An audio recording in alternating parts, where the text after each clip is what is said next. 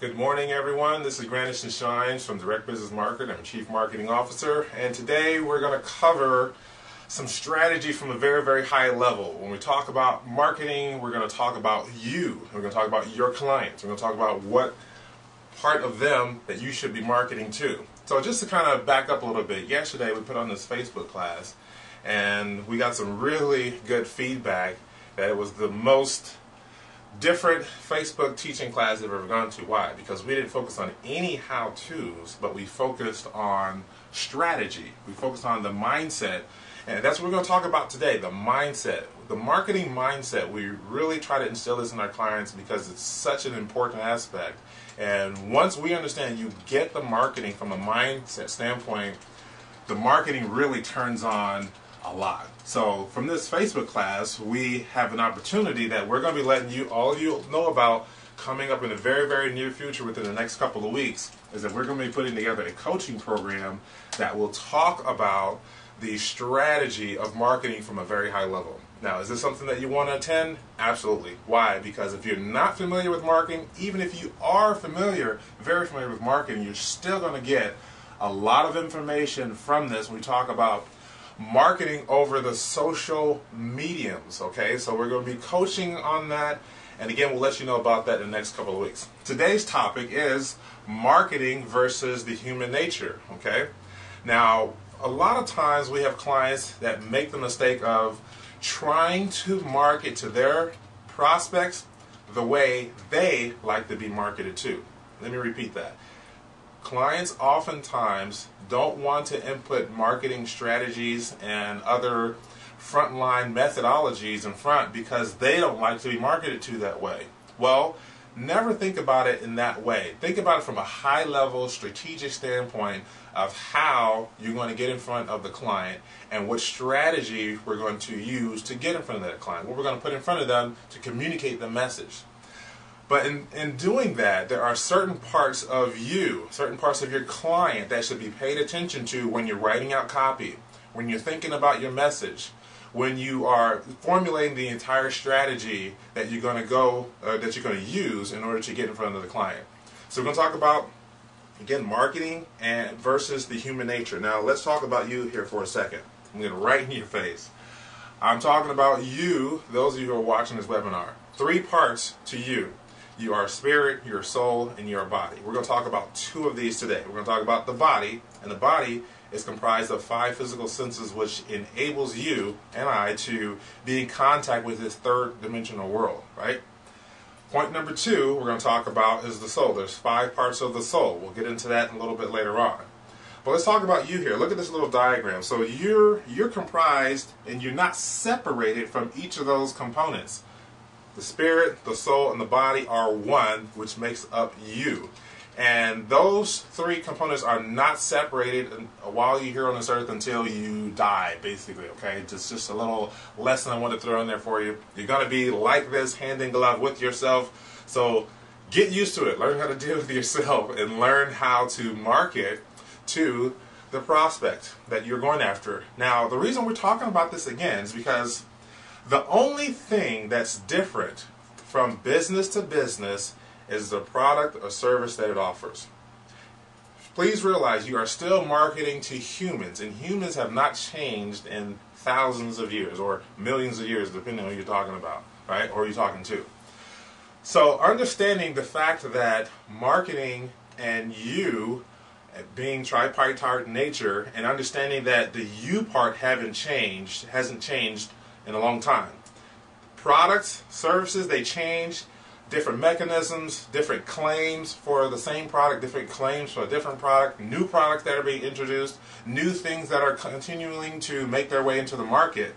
So understanding that fact, there are certain principles that you want to adhere to with marketing. And this is why direct business marketing works with so many different industries.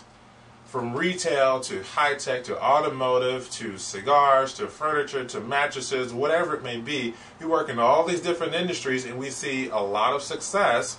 Why? Because we adhere to the marketing principles or the laws of marketing. Now let me kind of give you an example. If I take this piece of paper right here, while I'm here anywhere in Arizona, if I take this piece of paper and I let go of it, where's it going to go? Right? It's going to go down, right? It just drops down, okay? And if I take that same piece of paper, I hold it up, or a pen, or whatever, and I'm in China, and I let go of it, where's it going to go? It's going to go down. If I take it all the way to Zimbabwe, right? I hold it up there, so okay, this time I think it's going to go up. I let it go, which way is it going to go? Which way is it going to go? It's going to go down.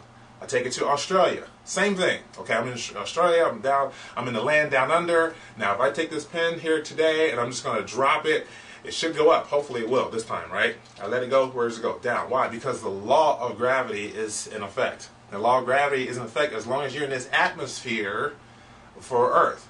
Now, when you get outside of the Earth's atmosphere, then you are under a whole different set of laws. So this time you can let go of the pen and it may just float there. Why? Because the law of gravity is not effective or not in operation there. So when you operate, let's superimpose this over marketing. When you operate in the marketing principles, the laws of marketing, you'll get results. You should get growth results, right? All things being equal across the different industries, you should get growth results. So this is again why we have the ability to work in many different industries, because we understand, one, people. Yes, we have to learn the product. Yes, we have to learn the service for our prospects, and so do you. And if you're a consultant or whatever, right? But understanding the fact that when you operate in the laws, you should get the same results. So again, your tripartite nature, your 5 physical senses, which we're going to talk about right now, enable you to communicate into this world. Let's talk about those senses right now. Let's talk about marketing. Have you ever noticed if you're marketing, let's say, a restaurant, right? Most of the information from a restaurant standpoint, when you're marketing, they're going to show food. They're going to appeal to the smell. They're going to appeal to the taste. They're going to appeal to the visual aspect of that marketing piece. It's going to be very graphic intense. It's going to look like it's just, it's going to melt in your mouth. Well, that's appealing to your 5 physical senses. Have you ever noticed you see something like, man, I got a craving for that right now? Well, they're appealing to the 5 physical senses there, even though they're still getting in your head. And that's exactly where you have to go with marketing. On the internet, we have to learn how to bring the experience, even from a 5 physical senses standpoint, bring the experience to the end user, bring the experience to the person that's actually looking at the marketing piece online, or looking or listening to an audio, or looking at a video, right? So we use this to still perpetuate marketing growth, sales growth in terms of your products and service for your company.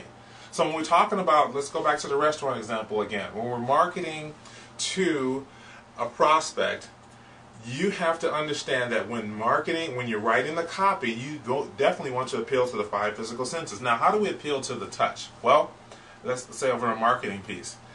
Well, not that if you hold the marketing piece, you'll be able to hold this product. You'll be able to hold this hot plate with, the asparagus and the rice or whatever, right?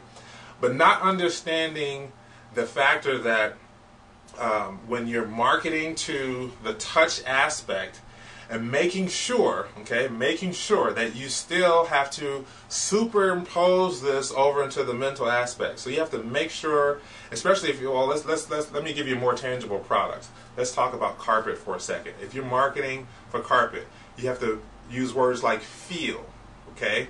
You use words like you'll be able to smell, right? The carpet, the new carpet smell. I love that new carpet smell, by the way. I went to this rug place the other day, and the rugs and the carpet just smell very, very nice. But anyway, getting off a tangent here. But making sure you use certain words that communicate to the 5 physical senses, even though they're not operating in those 5 physical senses right there. So the most difficult ones are the ones like touch, taste, and smell. Those 2, you can appeal to the sight and to the hearing also. You can appeal to the sight very, very easily, because we are very graphic in our marketing here, especially in the United States, right?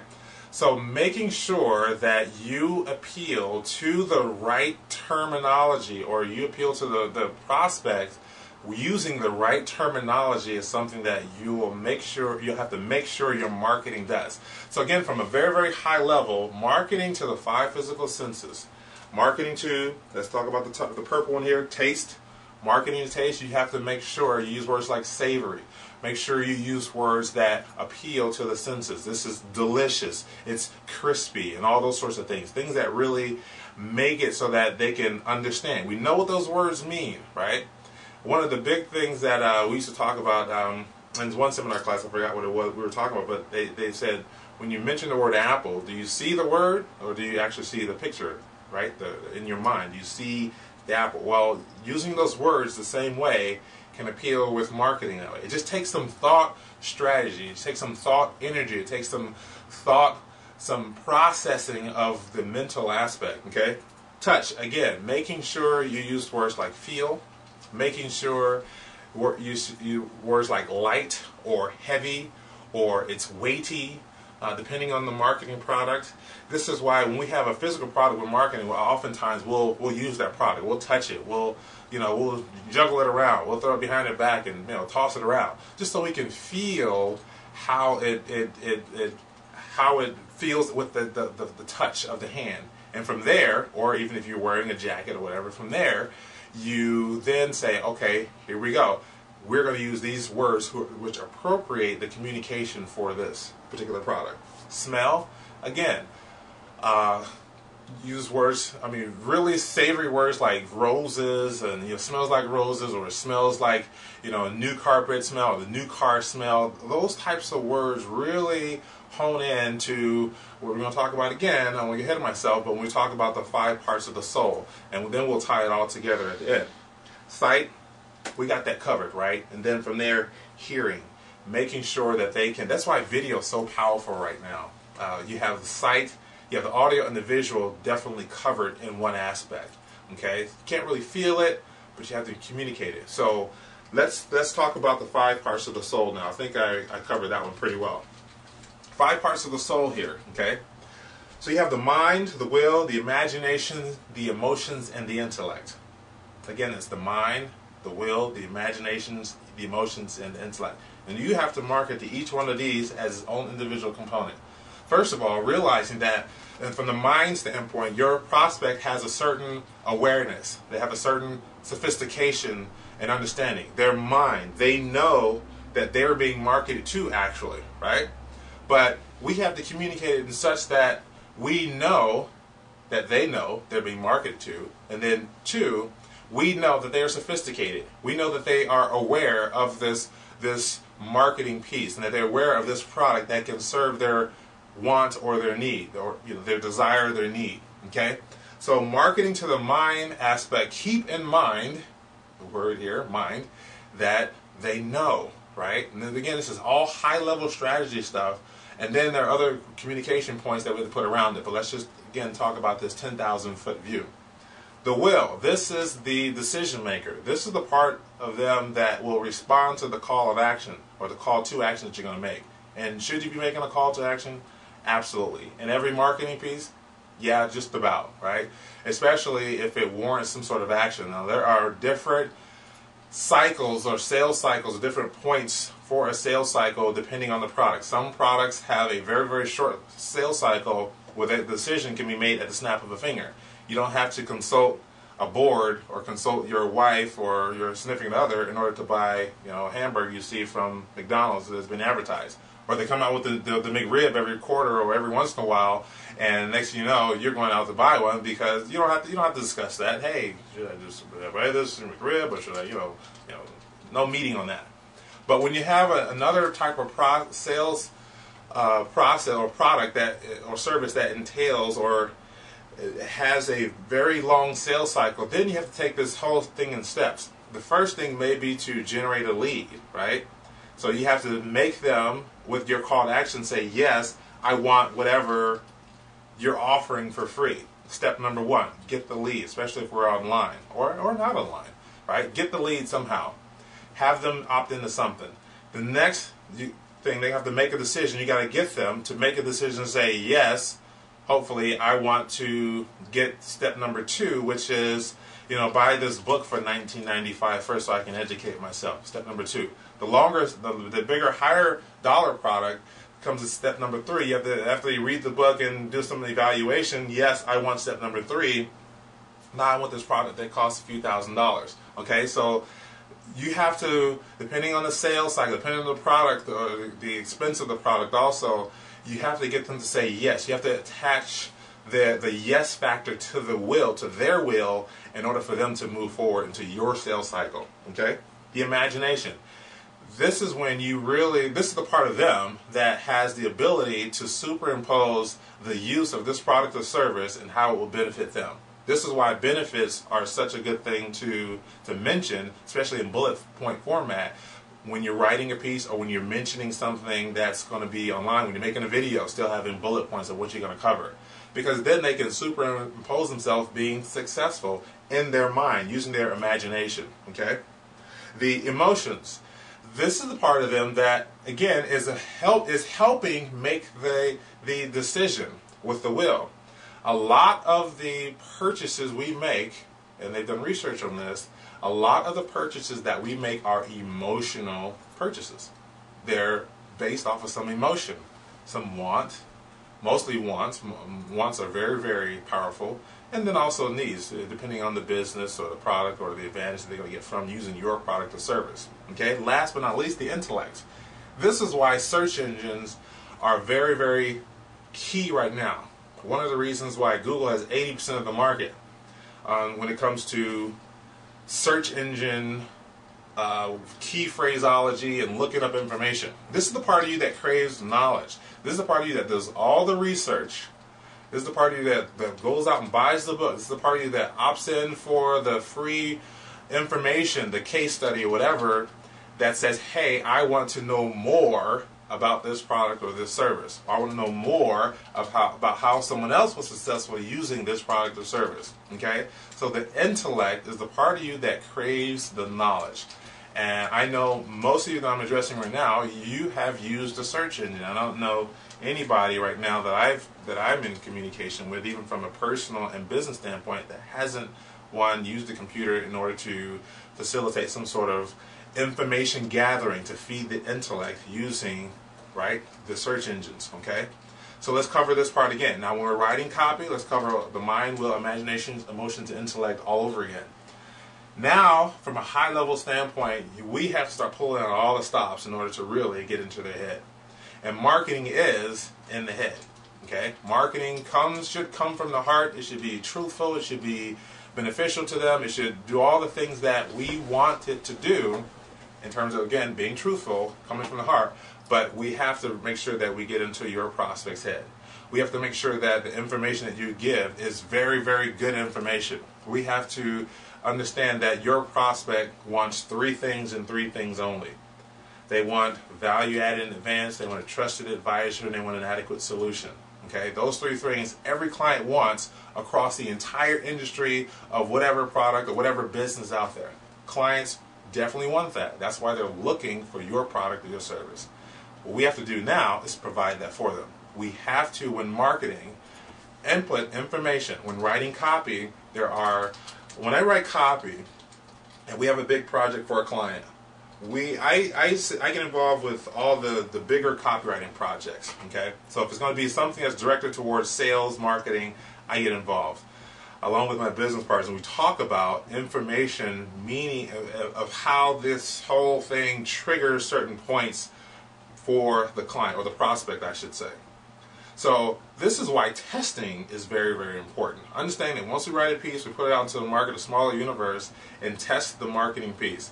Because we pull out all these, I pull out all these books, and we start talking, I start looking through these different phrases in order to use in dictionaries to describe a product or service from the 5 physical standpoint, because most often they are not going to be having that product physically in their hands. So we have to learn how to communicate that through words, through video, and show that product to them, bring it and make it lifelike to them.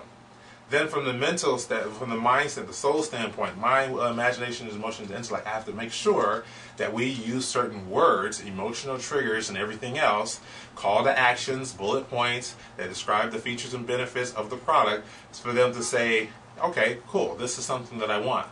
Now those 2 worlds have to come into one. Those 2 worlds have to come into a relationship with the client and be perceived as the adequate solution that they are looking for. They want value added in advance, so we're going to give them value added in advance. They want more information, we're going to give them that via the free soft offer. They want to increase their intellect. And through that soft offer, we're going to expose other points for them in order for them to learn how this product has a benefit for them. So now we're going to tell them to imagine this being used. What if you did this? How would this help you? What if this increased your business by X amount of dollars? Okay? So taking this whole thing into consideration, again, making sure that we have the mind, the will, imaginations, emotions, and intellect covered. We have to make sure that we have the 5 physical senses, the taste, the hearing, the touch, the smell, the sight, and making sure the world of marketing comes together for them to present this one message that you want to communicate. One message, and one message only. And at the end of the day, it's going to come down to whether you want them to become a paying client. And in order to do that, we have to operate in this human nature aspect of understanding how marketing really works. So again, from a 10,000 foot view, we're talking about strategy. Everything that you're going to write from this point forward, everything you're going to concentrate on this point forward is going to focus on that from a strategic standpoint.